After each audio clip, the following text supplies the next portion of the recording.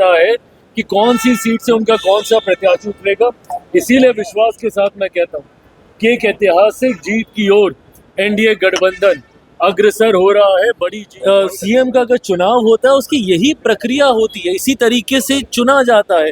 CM हो, प्रधानमंत्री हो, विधायक दल के जितने विधायक आपके जीत कर आते हैं वो अपना नेता चुनते हैं। तो इसमें कौन सी नई बात?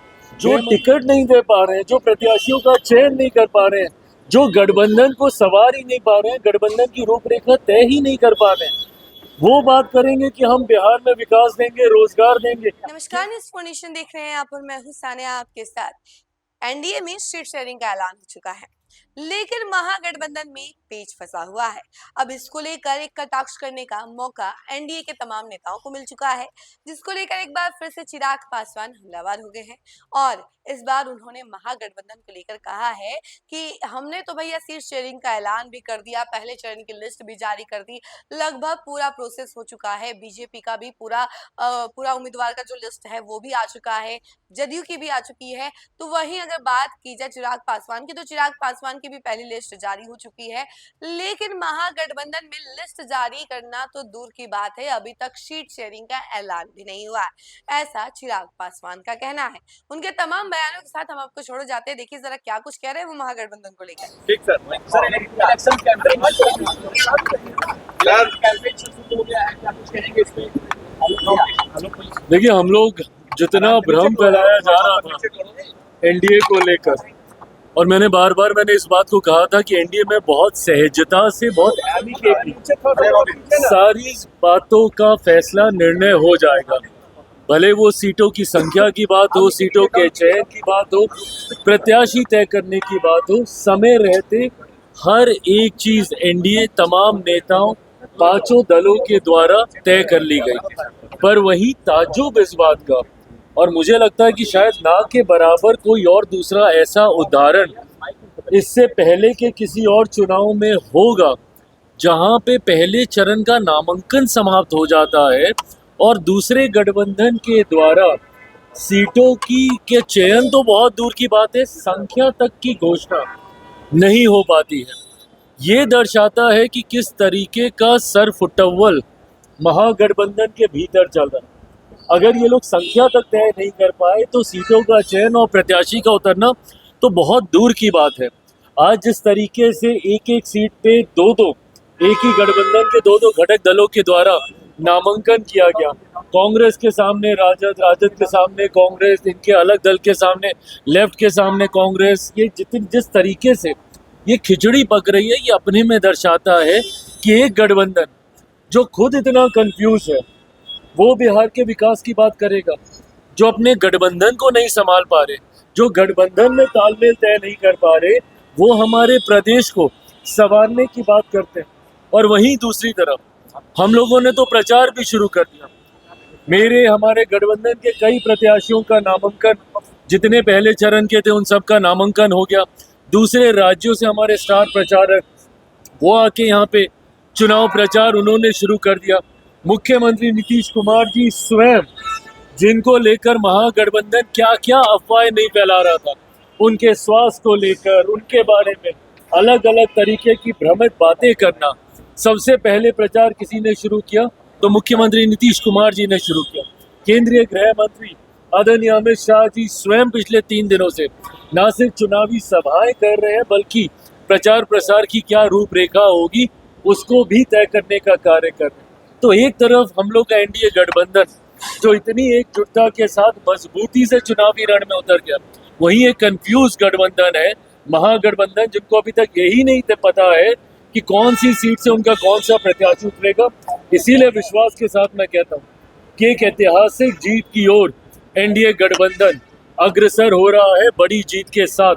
14 नवंबर को हम लोग सरकार बनाएंगे। दिवाली 2 बार मनेगा सर इस बार? हाँ, यशवी यादव कॉन्फिडेंट है महागठबंधन की जीत को लेकर के, कह रहे हैं कि 14 तारीख के बाद सबको रोजगार देंगे, सबको नौकरी देंगे। अरे प्रभु, पहले टिकट तो दे दीजिए, रोजगार नौकरी तो बाद में दीजिएगा। जो टिकट नहीं दे पा रहे हैं, जो प्रत्याशियों का चयन नहीं कर पा रहे हैं, जो गठबंधन को सवार ही नहीं पा रहे हैं, गठबंधन की रूपरेखा तय ही नहीं कर पा रहे हैं, वो बात करेंगे कि हम बिहार में विकास देंगे, रोजगार देंगे। कैसे दीजिएगा भैया, जब आपकी सोच ही इतनी कंफ्यूज है, जब आपके गठबंधन में ही इतना विवाद है? आप मुझे बताइए किस मुंह से राजद और कांग्रेस के कार्यकर्ता एक दूसरे का सामना करेंगे? एक सीट पे एक दूसरे के आमने सामने लड़ रहे हैं और दूसरी सीट पे जाके साथ मिलके प्रचार करेंगे। ऐसा कहीं होता है क्या?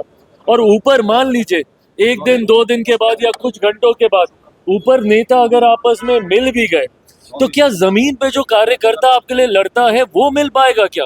एक दिन पहले किसी दूसरे के नामांकन की तैयारी कर रहा है, एक दिन के बाद किसी दूसरे का नामांकन करेगा। तो नीचे जो खटास पैदा होती है गठबंधन में, ये यकीनन, और वैसे भी जनता भी महागठबंधन पे विश्वास नहीं करती। क्यों? क्योंकि ये लोग एक दूसरे पे खुदे विश्वास नहीं करते। एक सवाल पैदा हो गया है मुख्यमंत्री के चेहरे पर। अमित शाह जी ने गठबंधन के सबसे बड़े दल के नेता, इसमें कोई विवाद पैदा नहीं हुआ है। केंद्रीय गृह मंत्री आदरणीय अमित शाह जी ने एक सामान्य प्रक्रिया का जिक्र किया है। And this is how CM का अगर चुनाव होता है उसकी यही प्रक्रिया होती है, इसी तरीके से चुना जाता है। सीएम हो, प्रधानमंत्री हो, विधायक दल के जितने विधायक आपके जीत कर आते हैं वो अपना नेता चुनते हैं। तो इसमें कौन सी नई बात गृह मंत्री जी के द्वारा कही गई? मुख्यमंत्री नीतीश कुमार जी के नेतृत्व में हम लोग चुनाव लड़ रहे हैं, उसके बाद ये प्रक्रिया का हिस्सा है कि जो जीते हुए विधायक हैं, एक दल की तो बात है नहीं, 5 दल एक साथ हैं, तो जितने विधायक जीत कर आएंगे वो स्वयं अपना नेता चुनेंगे। इसमें कौन सी नई बात है? मानते हैं मुख्यमंत्री नीतीश कुमार को फिर से मुख्यमंत्री की राय क्या रही? भाई मैं तो कई बार, कितनी बार इस बात को मैं दोहरा चुका हूँ, बट हाँ, जो प्रक्रिया है उसका भी सम्मान करने की जरूरत है। आप पूरी तरह से खुश हैं? आपकी नाराजगी की बात है? अरे मेरी नाराजगी मुझे भी रोज सुबह मीडिया चैनल से ही पता चलती थी कि मैं आज किस बात को लेके नाराज हूँ। देखिए मैंने हमेशा इस धर्म का मैंने पालन किया है कि जब तक पूरा नेगोशिएशन हो नहीं जाए तब तक कोई मतलब नहीं है मीडिया में आके बयानबाजी करने का। 4 दिन 5 दिन तक जो मैं सामने नहीं आया, मैं चाहता था कि संख्या के साथ साथ सीटों का चयन भी हो जाए, ताकि एक ही बार सारी बातें हम लोग मीडिया के सामने हम लोग रखें। जितनी अफवाह चल रही थी कि मेरी सीटें जेडीयू ने ले ली या जेडीयू की सीटें मैंने ले ली, ये सब बहुत पहले क्लियर हो गया था। मेरा जनता दल यूनाइटेड या किसी भी दूसरे घटक दल के साथ 1% का विवाद नहीं रहा। एक बार हम लोग को सीटों को लेकर बातचीत करने की जरूरत नहीं पड़ी है। जो सीटें मुझे डे 1 मिली थी, डे 1 से लेकर आज नामांकन तक वही सीटों पे हमारे प्रत्याशी चुनाव लड़ रहे हो जाएगा सर जैसा इस बार चुनाव का दिवाली के दिन ही। देखिए दिवाली सही मायनों में तो हम लोग 14 नवंबर को मनाएंगे, पर हाँ दिवाली है। दिवाली की पूरे बिहार वासियों को, देशवासियों को ढेर सारी शुभकामनाएं और बधाई। और मैं मानता हूं कि एनडीए की एक बड़ी दिवाली और हम लोग 14 नवंबर को मनाएंगे। सूरज की पहली किरण के साथ जाग उठा बिहार, हर मत बने नई उम्मीद, हर कदम जिम्मेदारी। न्यूज फॉर नेशन की अपील, 6 और 11 नवंबर को घर से निकलें, वोट करें और अपने भाग्य विधाता खुद बने।